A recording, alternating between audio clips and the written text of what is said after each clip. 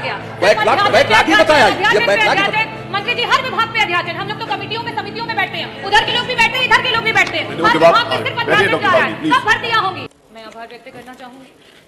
मैं लोक सेवा आयोग विभाग मंत्री जी से ये पूछना चाहूंगी कि आज उत्तर प्रदेश की भारतीय जनता पार्टी की सरकार में हमारे युवा खून के आंसू रो रहे हैं। आदरणीय मंत्री जी, आज का हमारा युवा ना शादी कर पा रहा है, न सो पा रहा है, न ठीक से रो पा रहा है। मैं आदरणीय अध्यक्ष महोदय, युवाओं की पीड़ा सुनने पे इतना कष्ट क्यों होता है भारतीय जनता पार्टी को?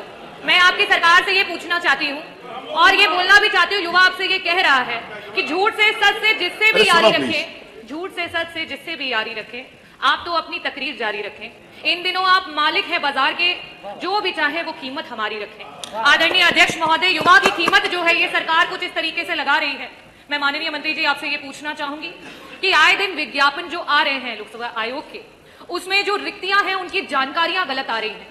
एक बच्चा जो तैयारी करता है, एक अभ्यर्थी जो तैयारी करता है परीक्षा की, उसको जब गलत तरीके की जानकारियां, नंबर ऑफ सीट्स की जानकारियां गलत आएंगी तो वो उसका क्या मनोबल रहेगा, वो किस तरीके से परीक्षाओं में बैठ पाएगा? तो क्या सरकार, मेरा पहला प्रश्न ये है कि विभागों में कुल कितने पद रिक्त हैं और इन पदों को कब तक सरकार भरेगी? क्या इसका ब्यौरा आप पटल पे रखेंगे?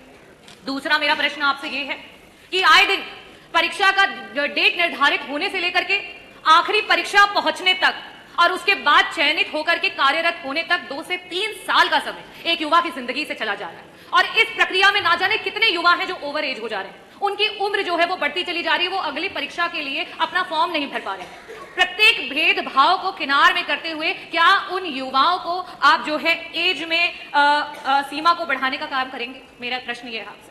2017 से लेकर अभी तक के जो बैकलॉग है सरकार पूरा नहीं कर पाई है, चाहे वो एससी हो, चाहे एसटी हो, चाहे ओबीसी हो, ना तो उन पदों का आंकड़ा या ब्यौरा दे पाई है और ना ही उनको भरने की कोई प्रक्रिया को पूरा कर पाई है। सरकार उन पदों की जो आंकड़े हैं उसको पटल पर रखेगी और कब तक उनको भरेगी, इसके बारे में पूछना चाहूंगी। जिस तरीके से आपका यूपीएससी एग्जाम कराती है, पुरानी सरकार समाजवादी पार्टी में जिस तरीके से परीक्षाएं हो रही थी, उस समय आपका माइग्रेशन इन रिजर्वेशन लागू होता था।